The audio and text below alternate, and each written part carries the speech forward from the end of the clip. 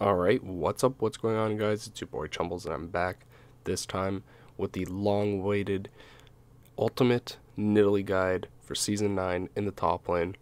And hopefully you guys enjoy. If you guys do, make sure to like, comment, and subscribe, especially if you are new. Also, make sure to hit the bell notification button so you get notifications every time I post a new video. And let's just get right into this. So, for the Season 9 Ultimate Nidalee Guide for top, I did want to include the core information just so that you guys can come back to this video if you have to, and you guys can just rewatch the parts that you need to rewatch, such as like runes, matchups, that kind of core stuff. I won't be going too much into detail about the specifics like numbers and all that, because personally I don't think it's really that necessary, and if you guys wanted to do that, you could always look at the League of Legends wiki. And let me start off by just saying that the tips and tricks are in a folder that I have, so if you guys are looking for that kind of stuff, I have those already. So that includes spears, animation canceling, jumping with Nidalee with like instant spears, and all that kind of good stuff. I couldn't include it in here just because I don't want this to be like an hour-long video. So yeah, with that being said, let's get right into this. So the first thing that we are obviously gonna have to talk about is going to be the runes for Nidalee top. The first one, and the one that I think is the most consistent, the probably easiest as well to play, is the Nidalee AP Bruiser setup that I have. So I have done a bunch of games with this, and the runes go as followed. Grasp of the Undying. Yes, you can proc Grasp to get the 5 stacks if you auto somebody. The Grasp animation's coming back to you. You can switch to Cougar form, and then you get 5 stacks instead of it being halved. And then Demolish. Honestly, just the only rune that you can really take in that row without, how do I put this, without inting. Then the next one is going to be Conditioning. You do get quite a bit of armor with this build that you're going to be going with, and it just makes you a little tankier and helps you survive the lane. You are able to go some other stuff, but personally I felt like Conditioning has been the most consistent for myself. And then either Overgrowth or Revitalize, either one is very good. Revitalize, though, I feel is a little better when it comes to harder matchups. So the bruisers, for example, who always try to get you as low as possible, these are the ones that you really want Revitalize against, because that extra healing may just save your life. And then next you have Transcendence. This is a key rune that you have to take with this build. Reason being is a lot, if almost not every single item that you buy has the CDR component, which means that this all gets translated into AP or AD, all the extra CDR that you get, so past 40%. It also gives you 10%, so after your 2 items, you're already over capping CDR, which means you will be getting extra AP, in this case with the with the build that you go. And then Gathering Storm helps you just be relevant into the mid to late game, where Nidalee does start to fall off. And then next, for the 3 keystone or runes or whatever you want to call them that you take, Attack Speed is just, in my opinion, the best one that you can get. I don't think it's worth getting the Adaptive Force, but I mean, you can opt into that, but I do think the attack speed is best, especially for auto attacking and for CSing, because you do need that attack speed in a lot of cases to get all the CS. In the next tree, you will go for Adaptive Force, unless they have a very, very heavy MR comp where you're going to want to take another MR rune, but I don't think in any other case you should really take anything else. Then next, it's all kind of dependent on what you are against. If you are against MR champ or AP champs, obviously you want the MR. If you're against AD champs, which is usually what you're against in top lane, you're going to want the defense. And in most cases, I don't really go the HP just because it feels way too weak early on. And for the second rune page, we are going to have the more on hit build. A lot of old school Nidalee players will know about this, and this is their page that they love. This is Press the Attack, Triumph, Alacrity, and Coup de Grace. And the reason you want this build is if you are going Triforce, Blade the Ruin King, Rage Blade, that kind of build, that split push, 1v1, that build that just destroys towers. You don't really want to be grouping with this build just because you are a little weaker in the team fights, because you aren't really building defense at all. You aren't really building anything that is team fight worthy, but your split push is incredible with this, and your 1v1 potential is also very strong. Now for the second tree, I do go Domination. The reason being is the healing is very important in this build. Again, you are very squishy. You do want to remain with high HP, and this helps you stay in lane longer and just poke people out and stay higher in the HP bar zone, which means usually people are less inclined to jump on you just based off that. And for the runes, exactly like the other ones, attack speed, very, very important on this page. I don't think there is even close to an option of switching it to Adaptive Force. Yeah, you just have to take that.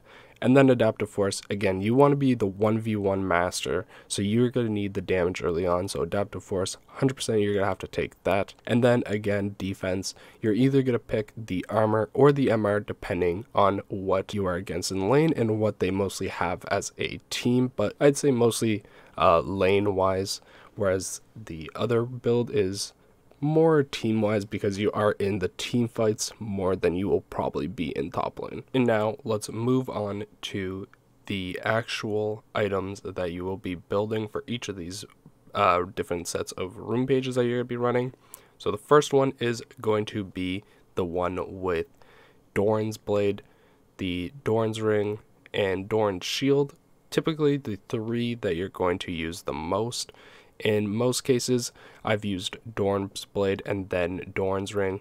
Doran's Shield usually run when you're against stuff like Teemo or maybe a Singed, where they're going to be putting out a bunch of damage that's overtime damage, so that way you can keep healing off Doran's Shield.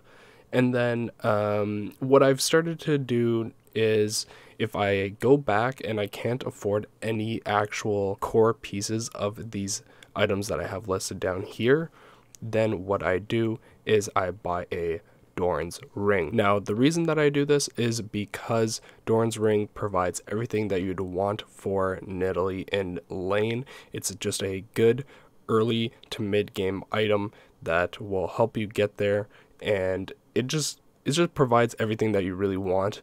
And with that, it's really good if you are taking a Doran's Blade, because then you have the AD part for Nidalee where you're going to be poking them down with autos, and then you have AP, which supplements all the rest of the damage from your abilities and Cougar form. And then for the core builds, you're going to have boots. This is the Mercury Treads, the Ninja Tabbies. Obviously they have CC, take Merc Treads. If they have a lot of AD, then Ninja Tabby. Then you're going to go into Iceborne as your first main core item. The only time that you would do anything else is if you are against AP heavy teams, which you would then take Abyssal Mask or Adaptive Helm if you are against Singed or Teemo. That's how you kind of face those champs, I guess you could say. I guess Rumble as well would be in that. And then you're going to go for Luden's Echo as your second main item. Extremely strong, provides a bunch of power to Nidalee. It also gives you 40% CDR just from these two items, then the 10% from conditioning that you will be running. So you're already overcapping, which means you are going to be getting extra AP. Then from there, you're either going to go Abyssal Mask or you're going to go Zhonya's Hourglass. Both these items will depend what you are against. Again, AP and AD. And fourth, depending on well, it doesn't really matter which one you pick from these two. You're going to go into the Athenes. At this point in the game, you're probably going to be in team fights. You're going to be with your AD carry or your AP carries, and you're going to want to keep spamming your heal onto the champs that are going to carry the game for you when Nidalee starts to fall off, which is why Athenes plus Ludens is extremely, extremely powerful. And then after you are done the Athenes, I do recommend you build the other item that you didn't build before. So if you built Abyssal Mask first, then you're going to build Zhonya's after Athene's, and the other way around for Zhonya's. And then after that, you'll either decide if you need more MR/CDR and just overall tankiness that Spear Visage provides along with the healing. If they are not going to do that, if they're pretty tanky and you're not threatened at all, then I would just recommend going into a Rabadon's, because it does provide so much damage at this point.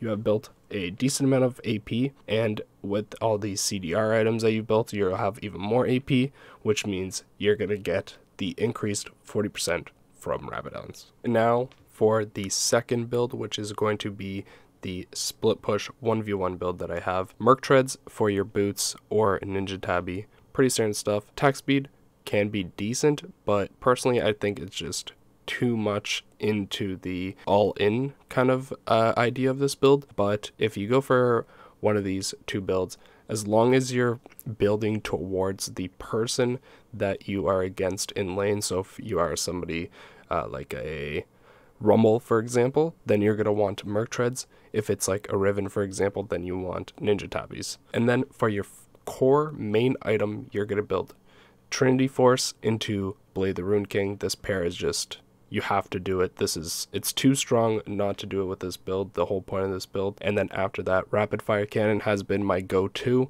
Getting that extra long-ranged auto attack can really make the difference.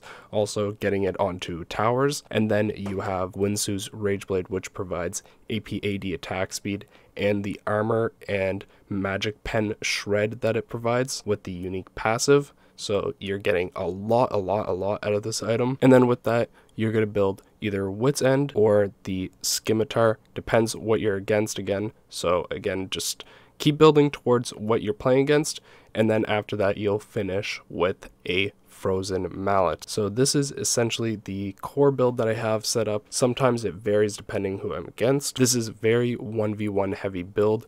You're playing to split push, you're playing to 1v1, take towers, take inhibs, and win the game. That way you do not want to be in team fights. If you have to team fight, then I would suggest that you pick up the Frozen Mallet earlier, because you are going to be very squishy. And lastly, we are going to talk about the different matchups in top lane. So what I did is I took the top 20 it's the top 20 most played with the highest win rates. And so I'll just be going down that list as quickly as possible and hopefully explaining what's easy and what's hard, what's medium. That's how I've categorized it. So let's get right into this. First is going to be Riven. Now this matchup used to be quite medium, I would say, but now it is hard because of all the new items that Riven is able to abuse. Riven has tremendous ways to get onto you, stick onto you, and then blast you down with her ulti, and you just don't have the kit and the proper items that somebody like Riven does to fight back. So I would say Riven is definitely on the hard scale. Next is going to be Jace. Jace is quite medium. If you can dodge his EQ and then all in, you can keep doing those trades, heal up, keep doing the trades over and over again until you kill him. After that is going to be Sylas. Very easy lane. His ulti is useless against you, and then you can just keep alling just like Jace. A lot of these champs, you're just going to be using rotations of your abilities, getting them low enough where you can finally execute them with your Q. After that is Vladimir. Vladimir is very easy lane in basically every situation possible.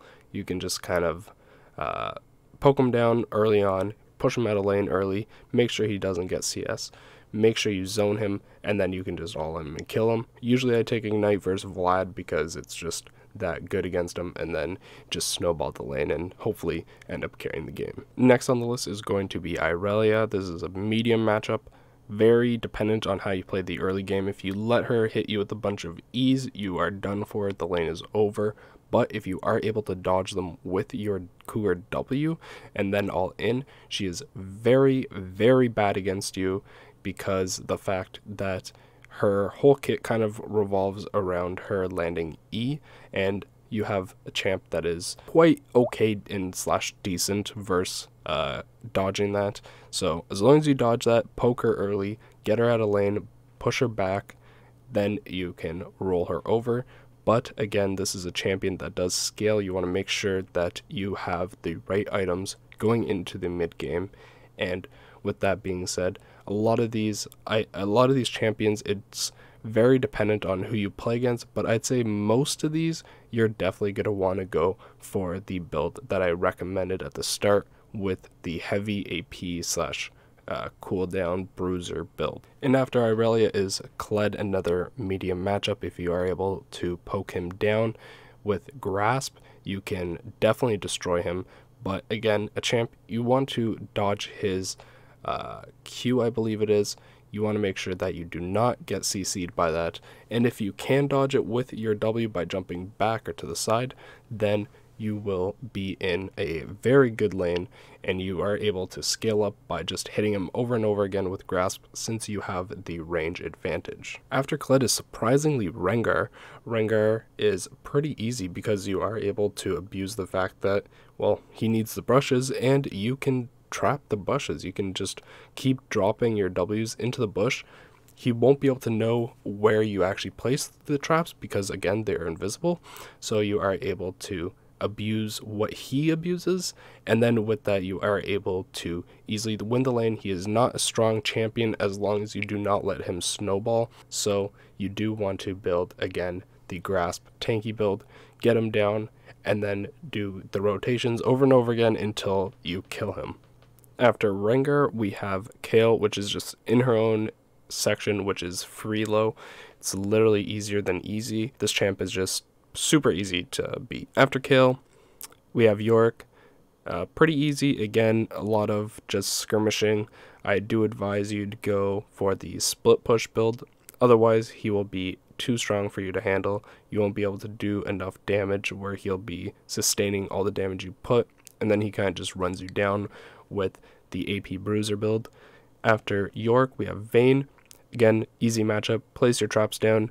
Just play around that. When she hits one of them, you just jump on her, you burst her down with the AP Bruiser build, and she literally cannot do anything because of the fact that you have Frozen Fist as well as the Luden's Echo. You'll just one-shot her super easy. After Vayne is Gangplank medium. You have to make sure that you kill the barrels. If you don't, he will be able to just blast you down. He'll take over the whole lane. Pretty easy stuff if you can kill them. And I do recommend the split push build versus Gangplank because you have so much attack speed that you'll be able to kill the barrels super, super fast. After Gangplank is Pantheon. Pantheon is a very hard matchup. I don't think you almost ever win unless you do the AP Bruiser build, and then you have to play it really, really well. It's a pretty hard matchup. You just want to survive and then go into the team fights where you will be a lot better, I would say, in the team fights than a Pantheon would be. After Pantheon is Teemo. Teemo is a medium matchup. You do want to go the AP Bruiser build, of course, because his blind will destroy you if you try the split push one. And then you just place your traps down. Try to lead him towards the traps. If he hits one of the traps, you just jump on him. You just put a full combo into him. You're going to heal up, and then you're going to do the same thing over again. Again, a lot of rotation stuff for these top laners. That your heal is super, super strong against a lot of these champs that don't have a way to actually get their health up. And then you want to keep doing the same thing over and over again until you finally kill them. After Teemo is Illaoi. This lane is literally unwinnable. I do not recommend doing the split push build versus Illaoi. You will get destroyed if she hits you with one E. That's all it takes is her to land one ability, and then you just lose. It's insane how strong this champ is in the 1v1 and especially in top lane. So I do recommend the AP Bruiser build and just trying to survive the lane, go into the fights, and try and carry there. And next is Akali. This is a champ that has risen back up after recent buffs. This champ is pretty easy to face against still. She doesn't do enough damage to really kill you if you do the AP Bruiser build. You can find her in her shroud pretty easily because of the amount of tools that you have to just spam and then hopefully hit her, and then it'll reveal her a bit. While Akali can heal up, again, rotations are going to be the key versus this champion, and then poking her down while she is stuck under tower is going to be how you will win this lane. Other than that, you should be fine going into the mid to late game as long as you are either equal or ahead, and you should be able to easily win. After Akali is Renekton. This lane is actually surprisingly still easy, even though he does run a lot of the same items that Riven does. The difference being is he has one major way to get onto you, and that's his E, whereas Riven has multiple, and you just kite back when he does dash in, and then you want to rotate once his cooldowns are on cooldown, and then you just go in for the small trades. While Renekton is still very strong, I do recommend the AP Bruiser build because it does provide the most health stats and armor stats along with AP. That is going to be what you will kill him with. Next is Darius. This is a medium matchup. I do recommend going for the split push god build using the power of Blade the Ruined King and Frozen Mallet to kite him down and then eventually just either auto him down or you can just finish him off with Cougar Q. Pretty easy matchup as long as you are able to kite him. If he does run Ghost, you are going to want to rush your boots first. Very, very important because move speed is how Darius kills you. Second last is going to be Fiora. Very hard matchup. In most cases, it's almost impossible to win this matchup because she blocks your combo so well. And after that, you're just kind of a sitting duck where she just turns on you and kills you. So in this matchup, I do recommend just farming up, playing to that mid game, and hopefully you are able to be a good presence for your AD carry and win the game that way. Last but not least is Poppy. This is another hard matchup. While you can just keep farming your grasp stacks, she can turn on you, and if she does hit you with her E into the wall, then you are probably dead. She is able to stop your W spam with her W, so that's what makes it even harder in this matchup. So again, another matchup where I do recommend you just farm it out, try and get as many grasp stacks as you can, and then hopefully you are able to carry by healing and being a presence into the fights, into the mid to late game. Alright, and that's going to be everything. So hopefully you guys enjoyed. Make sure to like, comment, and subscribe if you guys did learn anything. Hopefully you guys did enjoy because I did put a lot of work into this, and hopefully it's something that you can use in your games moving forward. Make sure to hit the post notification button so you know when I post a new video, which is close to almost every single day. And hopefully I will see you guys in the next one. Peace.